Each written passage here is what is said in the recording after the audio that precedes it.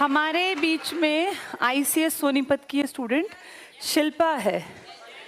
और शिल्पा जो है, आइए सर, ये शिल्पा के पिताजी हैं और ये इनकी माताजी हैं और वो शिल्पा की छोटी सिस्टर है। आ जाओ बेटा।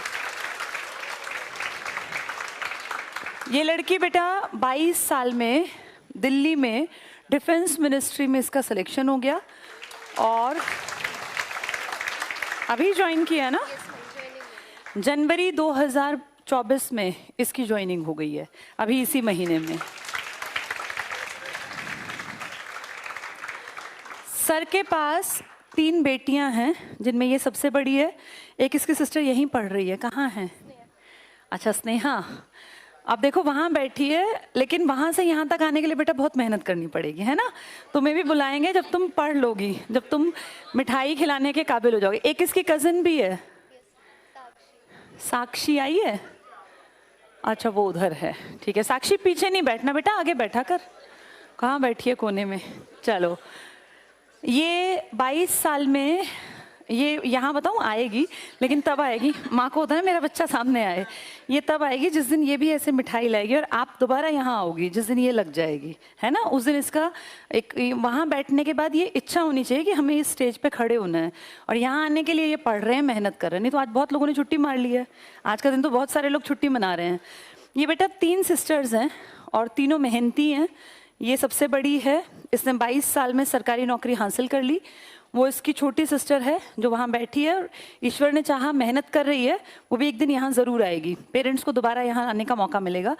ये सबसे छोटी सिस्टर है, 10वीं क्लास में है, 9th में इसके 97% मार्क्स थे। तो कितनी मेहनती हैं तीनों लड़कियाँ, बहुत बढ़िया बेटा।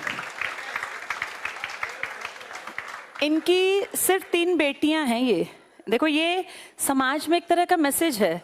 इनसे मिलाना इसलिए ज़रूरी था क्योंकि 3 बेटियां हैं, लेकिन अपनी सारी जमा पूंजी ये इन पे लगा रहे हैं कि भाई कल को ये अपने पैरों पे खड़ी हों और अपना जीवन बेहतर ढंग से जी सकें। तो ये पेरेंट्स होते हैं जो अपनी बेटियों पे विश्वास रखते हैं। अपनी बड़ी बेटी को इन्होंने हमारे पास भेजा, ये काबिल बन गई, अब इनकी दूसरी बेटी हमारे पास पढ़ रही है। तो इन्होंने देखो ज़िंदगी में निर्णय सही लिया, अपनी बेटियों को पढ़ा लिखा के। नहीं तो बहुत सारे लोग 22 साल में शादी करके विदा कर देते हैं और सोचते हैं हमारी जिम्मेदारी पूरी हो गई, लेकिन इन्होंने अपनी बेटियों पे विश्वास दिखाया कि तीनों इंडिपेंडेंट बन जाएं। और छोटी बेटी का सपना है कि मुझे डॉक्टर बनना है, तो मैंने उसको कहा कि बेटा 10th में 90% से ऊपर का स्कोर कर, उससे ये होगा कि हाँ तू इतना पढ़ सकती है, फिर उस तरफ जाना। कई बार ऐसे ही हम ख्याली पुलाव पका लेते ना कि पता नहीं हम क्या करेंगे, तो उसको मैंने कहा कि 90 से ऊपर जब ले आए मेहनत करके, तब ये सपना देखना कि हाँ मैं कहीं और कुछ भी अचीव कर सकती हूँ। तो एक कितना खुशहाल और अच्छा परिवार है। और जो लोग ये कहते हैं कि बेटे ही सब कुछ कर सकते हैं, देखो ऐसे भी उदाहरण हैं कि अगर आप विश्वास दिखाएं तो आपकी बेटियां भी बहुत बेहतर, बेटे भी कर सकते हैं, ऐसा नहीं बेटे नहीं कर सकते, पर बेटियां भी कर सकती हैं। उस बेटे ही को हटा के हमने भी जोड़ देना है ना, कि बेटे बेटियां कोई भी जो मेहनत करे उसके पेरेंट्स को एक दिन मिलना चाहिए जो वो अपने आप पे गर्व करें। आज इनका वो दिन है, इनकी बेटी के कारण ये स्टेज पे यहाँ इनको जगह मिली है और इनको बहुत सारे लोग लाइव देखेंगे, कोई इंस्टाग्राम पे, कोई फेसबुक पे, तुम भी देख रहे हो, ब्रांचेस पे भी देख रहे हैं। तो ये एक अचीवमेंट होती है और ये दिन सबकी ज़िंदगी में नहीं आ सकता। जो मेहनत करेंगे, ठान लेंगे, एक दिन उनके पेरेंट्स यहाँ खड़े होंगे। घड़ी कहाँ है वो? हाँ बेटा, बेटा सर ये मेरी तरफ से आपके लिए, ये लो बेटा। अब तुम्हें भी अपनी बहन की तरह है ना खूब नाम बड़ा बनाना है बेटा अपना। ये मेरी तरफ से आप खाइए, ठीक है। हाँ ये थैंक यू बेटा, थैंक यू। मैं बहुत थोड़ा थैंक यू, बस थैंक यू। कुछ बातचीत इससे सुनना चाहोगे? ये लो बेटा।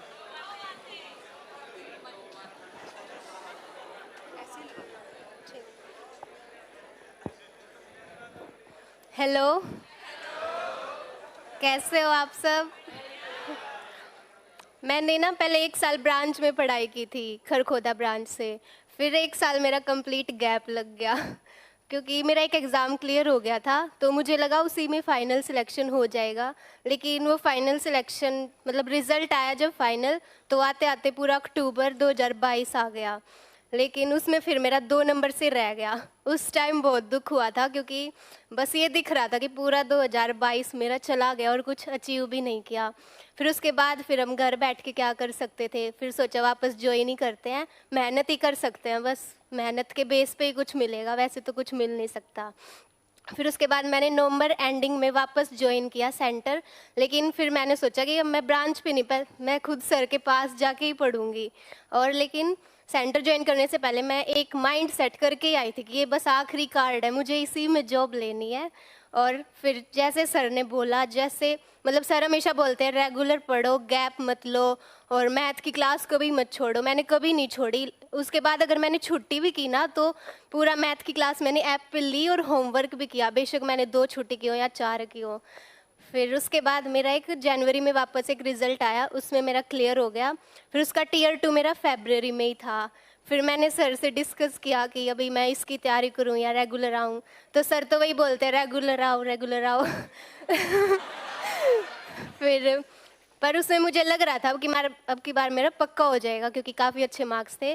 फिर मैं कहा चलो ना सर की ना मेरी, मैं पूरा जनवरी आई, और फरवरी में जब मेरा एग्ज़ाम था 15 तारीख को, उससे पहले हफ्ता 10 दिन मैंने छुट्टी कर ली, क्योंकि उसके लिए एक स्पेशल तैयारी चाहिए होती है, एक स्टेनोग्राफी के लिए।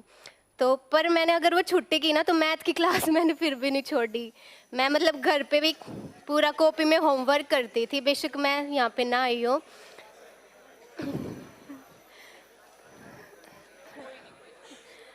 फिर उसके बाद मेरा 15 तारीख को एग्ज़ाम हो गया, तो माइंड में ये हो गया कि चलो एक टेंशन निकल गई, अभी सारा फोकस हमारा सेंटर की क्लासेस पे रहेगा। लेकिन जो सोचते हैं वो होता नहीं है। 17 तारीख को वापस नोटिस आ गया कि आपका ये एग्ज़ाम कैंसिल हो गया, वापस होगा।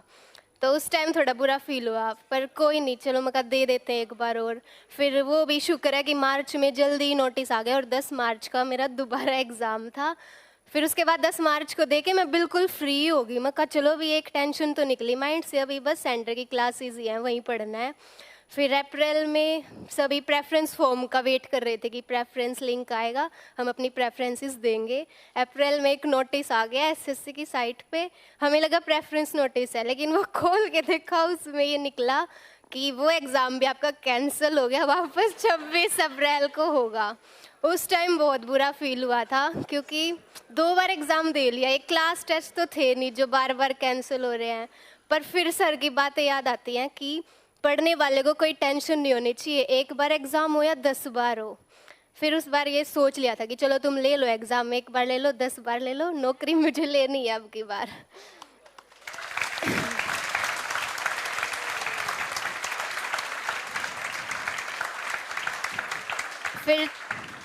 फिर 26 तारीख को मैंने फाइनली एग्ज़ाम दे दिया, और वो बिल्कुल एक मतलब हो गया अच्छे से।